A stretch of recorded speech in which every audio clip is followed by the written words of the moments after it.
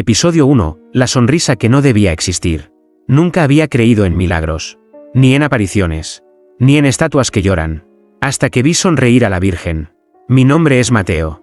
Llevo 14 años como sacerdote y he servido en parroquias desde los barrios más humildes hasta iglesias coloniales olvidadas por Dios. Pero nada, absolutamente nada, me preparó para lo que encontré en San Rafael del Valle, una capilla tan antigua que los nombres en sus vitrales ya no se leían. Y una estatua de mármol blanco en el altar, con una sonrisa imposible. Cuando llegué, me dijeron que era una tradición del pueblo, cada nuevo sacerdote debía limpiar la estatua de la Virgen al llegar. La Virgen del Silencio, le llamaban. Pero al acercarme, no noté nada extraño.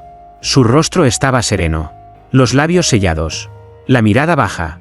Una escultura más, pensé. Todo cambió el tercer día. Era de noche, y había recibido a un hombre para confesarlo en la sacristía. Venía sucio, temblando. Me dijo que había estado preso por homicidio, que mató a su madre por dinero. Y mientras pronunciaba su crimen, se oyó un pequeño chasquido, como mármol deslizándose sobre mármol. Miré hacia el altar, y lo juro por todo lo sagrado, la estatua sonreía. No era una sonrisa dulce, era sutil, apenas un gesto en los labios, pero estaba ahí, como si respondiera al pecado con placer. Me levanté de golpe. Volví corriendo con una linterna y la observé por todos los ángulos. Nada. Su expresión había vuelto al estado original. Pero mi corazón latía como si hubiera visto al diablo. Pensé que era el cansancio, o una ilusión óptica. Pero la noche siguiente, durante otra confesión, una joven que admitía haber deseado la muerte de su hermana, volvió a ocurrir. Y luego otra vez. Y otra. Siempre lo mismo, la sonrisa aparecía solo cuando el pecado era real. Profundo. Podrido. Intenté grabarla. La cámara no captó nada. La sonrisa solo aparecía cuando uno la veía con los propios ojos. Y cuando el pecado era verdadero. Empecé a temerla. No sabía si era una señal divina, o una burla infernal. Lo único claro era que la Virgen del Silencio no era muda. Ella hablaba, sonriendo. Y yo, cada noche, sentía que me miraba más y más de cerca, como si esperara mi confesión también. Episodio 2. El niño que nunca rezaba. Empezó con un murmullo. Un grupo de madres en la plaza hablaba en voz baja, como si conjuraran un secreto antiguo. Mencionaban a el niño raro, ese que no miraba a los ojos, que evitaba los rezos, que se negaba a entrar a la iglesia. Un niño que, decían, sentía el juicio de Dios en los huesos. Se llamaba Damián. Tenía apenas 8 años. Vivía con su abuela, una mujer severa que lo arrastraba cada domingo hasta las puertas de la parroquia. Pero él siempre se detenía en el umbral.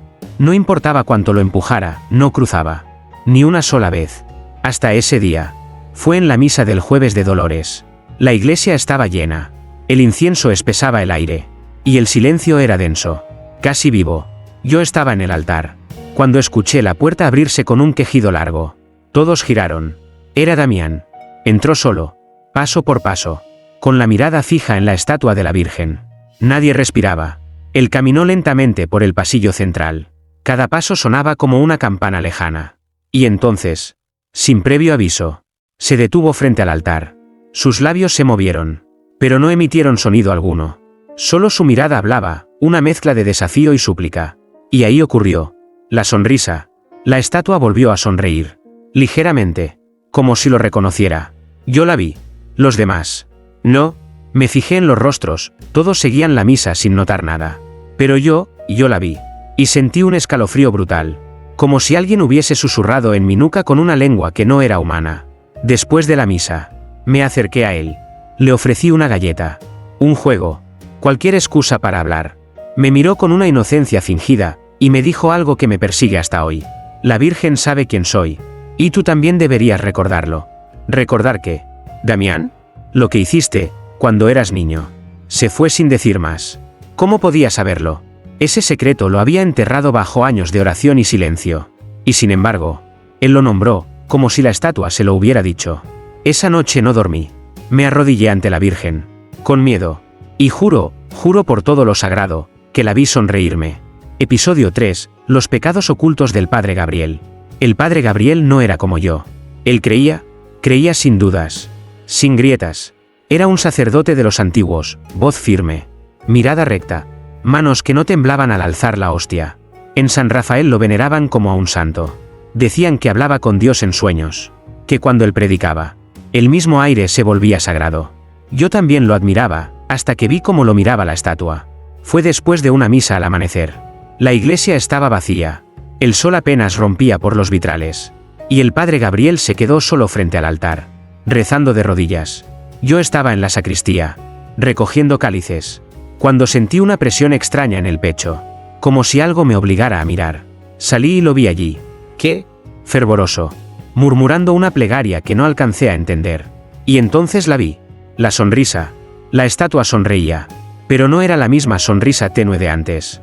Era más amplia, casi burlona, como si se riera de él. Me acerqué en silencio. El padre no se movía, pero la estatua sí, o al menos, lo parecía. Sus labios habían cambiado. No era ilusión, era gesto, vivo. Esperé que él reaccionara, que notara lo imposible, pero siguió rezando, hasta que de pronto, sus labios se callaron. ¿Tú también la viste?, me preguntó sin girar. ¿Qué cosa? La sonrisa. Mi piel se erizó.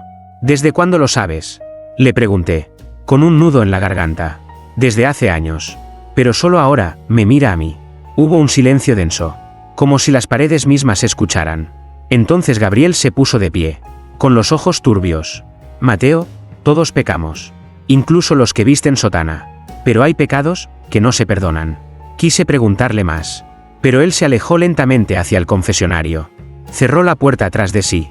No volvió a salir en todo el día. Esa noche, lo encontré allí, dormido en posición fetal, sudando, con las manos apretadas en el pecho. En sus labios, una oración ahogada. Y junto al confesionario, escrita con ceniza sobre el mármol, había una palabra que nadie pudo explicar. Redundium. Nunca había oído esa palabra. No existe en latín. No existe en ningún idioma conocido. Pero al pronunciarla en voz alta, la estatua volvió a sonreír. Episodio 4. La mujer que lloraba sangre. No recuerdo su nombre. Solo su rostro. Era hermosa. Pero no de esa belleza fácil que se olvida al girar la esquina. Tenía una mirada detenida, como si estuviera viendo siempre más allá del momento. La llamaban la santa del pueblo. La mujer que oraba sin descanso. La que ayunaba hasta los huesos. La que lloraba durante cada misa. Todos la veneraban como a una aparición viva de la Virgen. Y sin embargo, fue ella quien sangró frente a la estatua. Era un martes por la mañana. Yo limpiaba los bancos cuando escuché un grito seco. Como si alguien hubiera visto un cadáver de pie. Corrí hacia el altar, y allí estaba ella, arrodillada, temblando, con la cabeza agachada. Y bajo sus ojos, 2 líneas de sangre espesa caían lentamente por sus mejillas. ¿Está herida?, le pregunté, con voz urgente. Ella negó. No hablaba.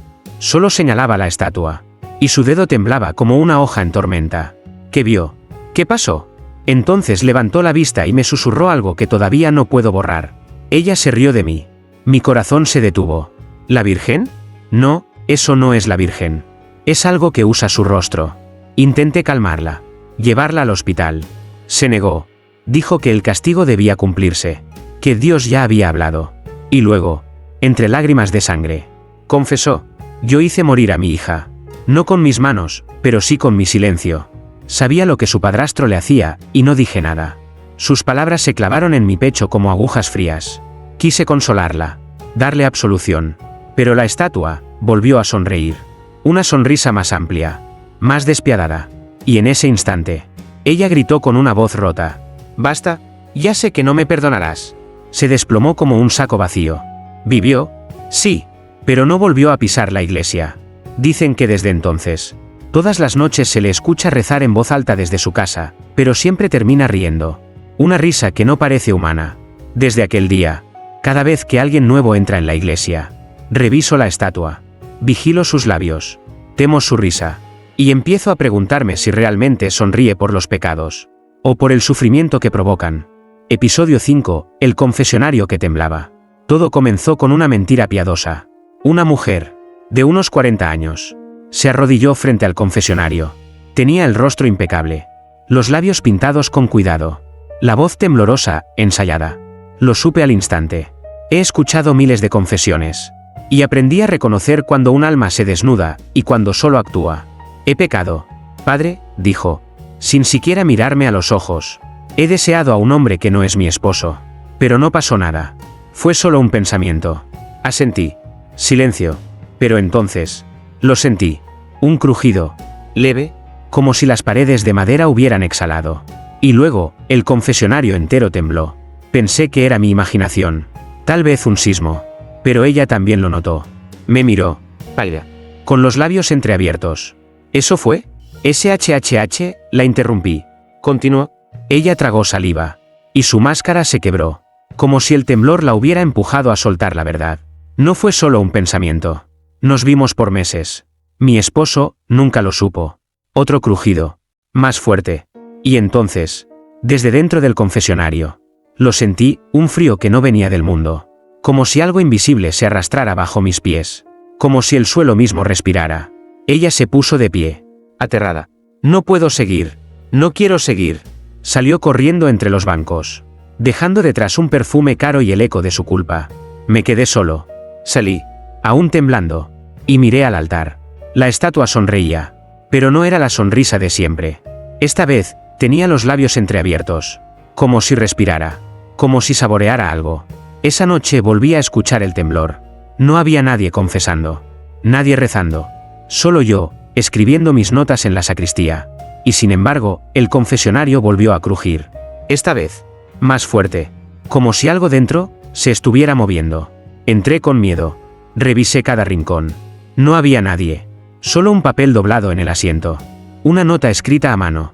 Las mentiras no ocultan el pecado. Solo lo invitan a quedarse. Episodio 6, la sonrisa en la oscuridad. La luz se fue justo cuando más la necesitábamos. Era sábado por la noche. Y la iglesia estaba abierta por una vigilia. Velas encendidas. Salmos en voz baja. Susurros que flotaban entre los bancos como humo de incienso. Y de pronto, sin aviso, todo se apagó. No fue solo la electricidad. El generador también falló. Y las velas, una por una, se extinguieron, como si una boca invisible las soplara. Nos quedamos a oscuras. Absoluta. Un silencio denso. Pegajoso. Como si alguien más hubiese entrado y todos, sin verlo, lo supiéramos. Una anciana comenzó a llorar. Un niño preguntó por su madre. Yo intenté mantener la calma. Pero mi pecho se apretaba como si una garra me oprimiera desde dentro. Tranquilos, dije, en voz alta. Es solo un apagón.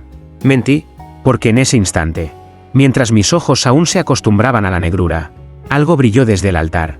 No luz, no fuego. Era un reflejo pálido. Un destello blanco. La estatua. Su rostro. La sonrisa. No podía verla con claridad, pero lo sentí. Como si su presencia atravesara la oscuridad y me señalara directamente. Como si supiera que yo había empezado a dudar. Entonces ocurrió algo imposible. Una voz. Tú también vas a callar. ¿Mateo? No era la voz de nadie que conociera. No era humana. Era dulce y áspera al mismo tiempo. Como miel con vidrio molido. Y vino, de la dirección del altar. Alguien gritó. Un hombre cayó al suelo, convulsionando. Todos salieron corriendo, tropezando entre bancos, buscando la puerta. Yo me quedé, paralizado. Y la voz volvió. No es el pecado lo que me alimenta, es el silencio de los que saben. Cuando por fin logré moverme, corrí hacia el altar. La luz volvió. De golpe, todo brilló como si nada hubiera pasado. Menos la estatua. Sus labios seguían curvados. Pero esta vez, algo más había cambiado. Tenía una grieta. Una línea que bajaba desde la comisura de su boca hasta el cuello. Como si el mármol estuviera por abrirse. Como si algo, desde dentro, intentara salir. Episodio 7, la posesión del monaguillo. Se llamaba Elías. Tenía 13 años. Una sonrisa honesta y una fe inocente que casi me avergonzaba. Llegó a la iglesia con su madre, pidiendo ser monaguillo. Le brillaban los ojos cuando vestía la sotana blanca. Como si sentirse útil en la casa de Dios lo llenara de un propósito sagrado. Durante semanas fue el alma del templo. Encendía las velas, barría el altar, ayudaba en cada misa con una devoción que parecía venir de otra época. Pero entonces, sin que nadie lo notara, algo comenzó a cambiar. Todo empezó cuando pidió dormir dentro de la iglesia. Su madre trabajaba en el hospital de noche, y él prefería quedarse en la casa de la Virgen. Como decía, la primera noche, no pasó nada. La segunda, tampoco, pero la tercera, desperté sobresaltado en la madrugada. Un sonido extraño, como susurros lejanos, reptaba desde el altar. Bajé en silencio, y lo vi. Elías, de rodillas frente a la estatua. Hablaba solo, pero no en español, no en ningún idioma que yo pudiera entender. Una lengua antigua, cortada, como si cada palabra fuera arrancada de otra vida. Elías, susurré. Se volvió lentamente. Y cuando lo hizo, su sonrisa ya no era la misma. Padre Mateo, dijo, con una voz que no era la suya. Más profunda. Más grave. Ella también sonríe por ti. Me congelé. ¿Qué estás diciendo? Él inclinó la cabeza hacia la estatua. Ella me habló. Me dijo que puedo escuchar lo que los demás callan. Que los pecados tienen voz, y que yo ahora puedo entenderlos. Sus ojos eran negros. No por el color, por el vacío. Al día siguiente, Elías no recordaba nada. Decía haber dormido bien. No recordaba rezar, ni hablar en lenguas extrañas. Pero desde entonces, cada vez que alguien entraba a confesarse, él se acercaba a escuchar por detrás del muro. Y cuando salían, se acercaba y les decía exactamente lo que no se habían atrevido a decir en voz alta. Los fieles comenzaron a temerle. Yo también. Una noche lo escuché cantando solo en la capilla. Era una melodía lenta, hipnótica, y no era humana. Subí al altar y lo encontré dormido, con la cabeza apoyada en los pies de la estatua. Tenía una sonrisa idéntica a la de ella, y en su cuello, una grieta de mármol. Episodio 8, el pecado heredado. Llegó un lunes por la tarde, mientras la lluvia golpeaba los vitrales como si quisiera entrar. Lucía apenas 20 años. Piel de porcelana. Mirada temerosa. Manos sobre el vientre como si protegiera algo frágil. No llevaba cruz al cuello, ni Biblia en la mano. Solo una carta arrugada y una angustia que le temblaba en las pestañas. ¿Puedo hablar con usted, a solas? Me preguntó con voz quebrada. La llevé a la sacristía. No pregunté su nombre. Ella tampoco pidió el mío. Estoy embarazada, dijo de golpe. Pero no he pecado. No supe qué responder. El padre es. No hay padre, interrumpió. Al menos no uno que yo pueda explicar. La miré con recelo. Pensé que buscaba compasión. Una historia triste. Quizás una violación. Un abandono. Pero no. Lo que me contó fue mucho más oscuro. Soñé con una figura cubierta de sombras. Me hablaba desde dentro de mi cabeza. Me decía palabras que no entendía, y cuando desperté, sentí que algo había entrado en mí. Guardé silencio. Ella también. Y cuando vine aquí, continuó. La estatua sonrió. Me congelé. ¿Estás segura? Asintió. Me llevó al altar. La iglesia estaba vacía. A lo lejos, el eco de los truenos parecía marcar un compás maldito. Se arrodilló. Cerró los ojos. Y en el momento exacto en que sus labios comenzaron a rezar, la estatua sonrió. Yo la vi. No era una sonrisa dulce. Era maternal. Inquietante. Casi cómplice. No entiendo por qué, susurró la joven. No he pecado. No he hecho nada malo. Solo lo soñé. Me arrodillé a su lado. El aire era denso, como si respiráramos agua en lugar de oxígeno. Y entonces, sin mirar atrás, ella me hizo una pregunta que aún me persigue. ¿Puede un hijo cargar un pecado que aún no ha sido cometido? No supe qué decir. Ella colocó las manos sobre su vientre. A veces, siento que algo se mueve adentro. Incluso cuando el médico no detecta latido. Como si ya tuviera conciencia. Como si me escuchara pensar. Esa noche, cuando ella se fue, regresé al altar. La estatua seguía sonriendo. Y por primera vez, me pareció que esa sonrisa no era para los pecadores, sino para los hijos de los pecados. Episodio 9, el cuadro que cambió de rostro. Nunca había prestado atención al cuadro. Colgaba en el pasillo lateral de la iglesia, al lado de la entrada a la sacristía. Un óleo antiguo, ennegrecido por el tiempo, donde apenas se distinguía el rostro de la Virgen sosteniendo al niño. Nadie lo miraba, ni siquiera los fieles más devotos. Estaba allí como un mueble olvidado por los siglos. Hasta que cambió. Fue una mañana de martes. El sol entraba oblicuo por las vidrieras. Y yo cruzaba el pasillo con una vela en la mano. Me detuve. No sé por qué. Algo me obligó a girar la cabeza. Y lo vi. La Virgen del cuadro sonreía. No una sonrisa leve o espiritual. No, era la misma sonrisa que había visto tantas veces en la estatua. Ese gesto apenas curvado. Sutil, irónico. Una sonrisa que no consolaba, juzgaba. Parpadeé. Me acerqué. No podía ser. La pintura, según los registros del archivo parroquial, tenía más de 300 años. Había sido enviada desde un convento en Navarra, con fama de ser intocable.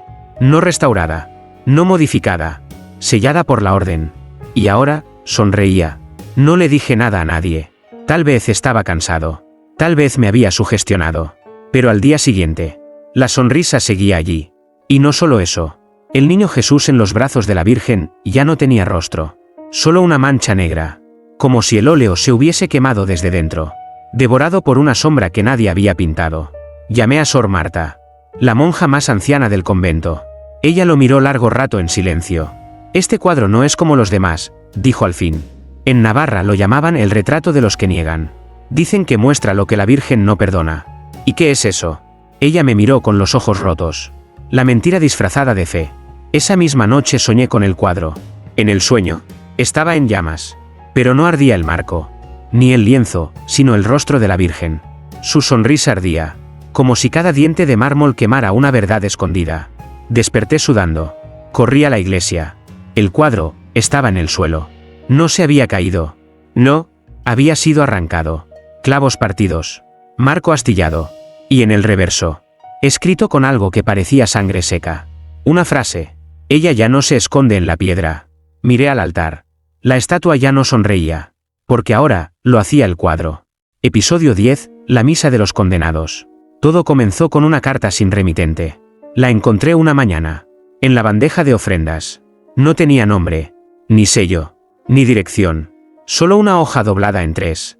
Con una caligrafía fina y temblorosa. Celebra una misa al anochecer. Solo para los que hayan pecado esta semana. No preguntes. Solo observa. Pensé en tirarla. Pero algo en mí, una sombra de curiosidad, o tal vez de locura, me impidió hacerlo. La dejé sobre mi escritorio.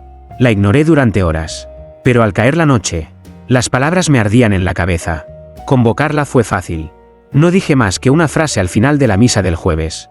Mañana, al anochecer, se celebrará una Eucaristía especial, para quienes buscan redención. No preguntaron más. La culpa no necesita detalles. Llegaron 13 personas. Todos los conocía. Todos tenían algo en común, miradas cansadas. Rodillas que ya no se doblaban en oración.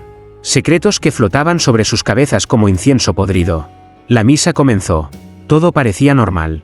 Hasta el momento de la consagración. Fue entonces, cuando la escuchamos. Una voz. Un murmullo. Desde lo alto. Desde el ábside. Desde las piedras mismas. No era un eco. Era un nombre. Uno distinto para cada feligrés. Los rostros palidecieron. Algunos lloraron. Otros miraron al techo como si esperaran ver ángeles o demonios. Yo también escuché algo. Mateo, mi nombre. Pero no con dulzura. No con fe. Con juicio. La voz no hablaba solo. Enumeraba. Como si leyera una lista de crímenes antiguos que ya nadie recordaba, excepto el cielo. Y entonces, la estatua sonrió. No con sutileza. Esta vez fue una sonrisa completa. Amplia. Perversa. Uno de los asistentes, don César, un comerciante que siempre se sentaba al fondo, cayó de rodillas y gritó. Yo no sabía que era menor. Yo no sabía. Nadie lo había acusado. Hasta ahora. Otro, una mujer viuda, se tapó los oídos mientras murmuraba. No la empujé. Solo fue un accidente. Las confesiones salieron como vómito. Como fuego. Y mientras más hablaban, más sonreía la estatua. Yo no los detuve. Solo observé. Porque en el fondo, lo sabía. Esa misa no era para perdonar. Era para exponer. Y cuando terminé de dar la comunión, el cáliz se partió en mis manos. Vacío. Episodio 11, el suicidio del que nunca pecó. Se llamaba Tomás. Era el hombre más devoto que he conocido. Asistía a misa cada día. Ayunaba cada viernes. Rezaba el rosario completo cada noche antes de dormir. No bebía. No maldecía. No mentía. Vivía solo. Sin escándalos. Sin sombras. En el pueblo lo llamaban el puro. Como si la santidad fuese una especie de maldición lenta. Y quizá lo era. Porque fue el primero que se quitó la vida frente al altar. Todo comenzó con una confesión extraña. No de Tomás, sino de alguien más, una mujer anciana que me dijo entre lágrimas que el hombre puro no era humano. Que nunca lo había visto envejecer. Ni enfermarse. Ni dudar. Pensé que deliraba. Pero luego, Tomás empezó a comportarse diferente. Se quedaba horas mirando la estatua. No rezando. Solo mirando. Como si esperara algo. Un día, después de la misa, se me acercó en silencio y me preguntó algo que me dejó helado. ¿Y si no pecar, también es una forma de soberbia? No supe qué responder. Porque nunca lo había pensado así. Su voz no era acusatoria. Era rota. Como si su fe se hubiera oxidado por dentro. La estatua nunca me ha sonreído, dijo entonces. Sin mirarme. He hecho todo bien. Todo, pero ella nunca me ha visto. Esa noche, lo encontré arrodillado. Solo, en el altar. frente a la estatua. Lloraba. ¿Qué más quieres de mí?, susurraba, como un niño abandonado. Me acerqué, pero no me vio, o no quiso verme. Y entonces lo hizo. Sacó una daga de plata de su abrigo, antigua, de las que se usan en antiguos rituales de expiación, y la clavó en su pecho, justo al pie del altar. Su sangre manchó el mármol, y por primera vez, la estatua se agrietó. Una línea cruzó su rostro, desde la frente hasta la barbilla. No dejó de sonreír, pero ahora, esa sonrisa parecía tener dolor, o rabia, o ambas. Corrí hacia Tomás. Ya era tarde. Sus ojos aún abiertos, pero vacíos. Entre sus labios, una última palabra. Ahora, sí me ve. Desde ese día, algo cambió en la iglesia. La estatua comenzó a mirar hacia abajo. No con ternura, con hambre. Episodio 12, la carta que nadie debía leer. No tenía remitente, ni fecha, ni sello. Solo una hoja de papel amarillento, doblada con precisión casi ritual, que apareció sobre el altar una mañana de domingo. La encontré al subir a preparar la misa. Nadie me vio abrirla, y ahora desearía no haberlo hecho nunca. Era una advertencia, o una confesión, o ambas. El texto decía: ella no vino de Roma, no vino del cielo, vino del silencio entre los rezos, vino cuando dejamos de escuchar a Dios, y comenzamos a adorar la culpa. Esa estatua no representa a la Virgen, representa lo que dejamos crecer dentro de nosotros cuando el pecado se volvió espectáculo. No la alimentes más. El mensaje no estaba firmado, pero el reverso de la hoja tenía algo aún más perturbador, un dibujo a mano, de la misma estatua. Con una diferencia. Tenía ojos. No tallados, o pintados, o simbólicos. Ojos reales, humanos, insertados en las cuencas de mármol como si hubieran sido arrancados de un cuerpo vivo. Los detalles eran precisos, inquietantemente realistas. Quemé la carta, por impulso, por miedo, pero su contenido ya se había tatuado en mi conciencia. Esa noche soñé con ella. En el sueño, la estatua no estaba en el altar, estaba sentada en el banco del fondo, donde suelen esconderse los que no se atreven a confesar. Me miraba, no con compasión, con espera, como si supiera que ya era mi turno. Al despertar, fui a la iglesia. Todo parecía en orden, hasta que la vi. En la parte inferior del pedestal, tallado con gubia fresca, había una inscripción que nunca estuvo allí: tú también me ocultas algo. Retrocedí. El aire estaba helado, las paredes, sudadas, y al mirar de nuevo la cara de la estatua, sentí que los ojos, aunque seguían siendo de piedra, ya no miraban al frente. Me miraban a mí.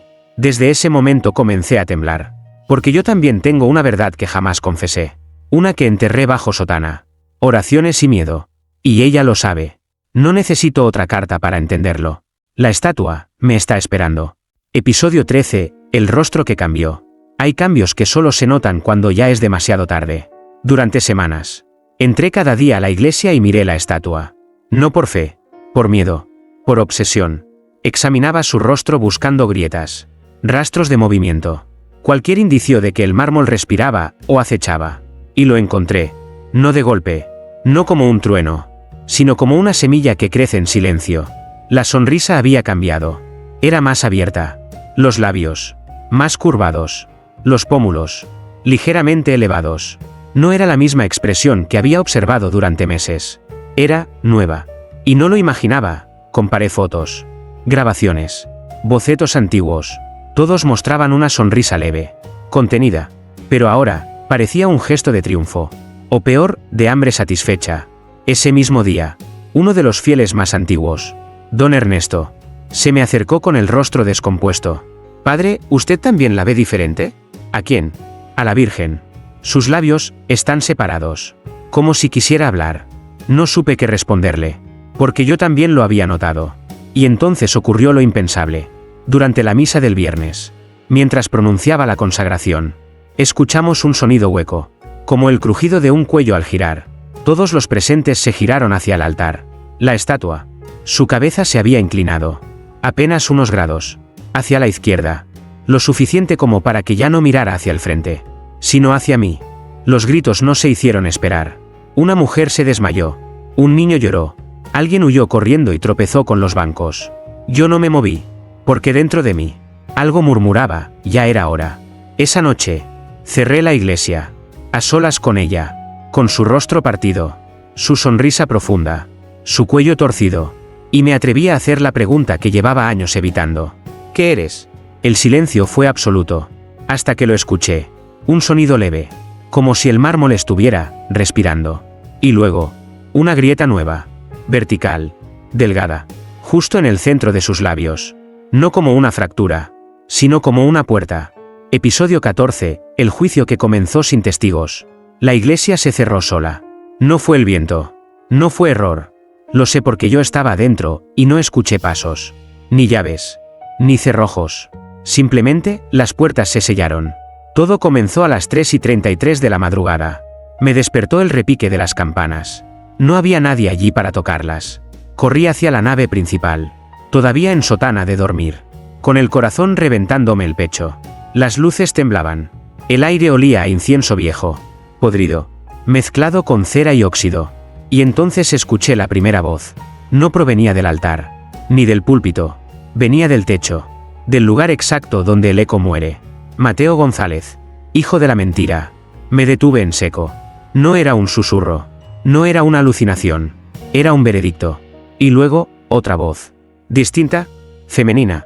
Áspera como vidrio molido. Culpable de omitir. Culpable de mirar hacia otro lado. Culpable de esconder el grito. Los vitrales comenzaron a vibrar.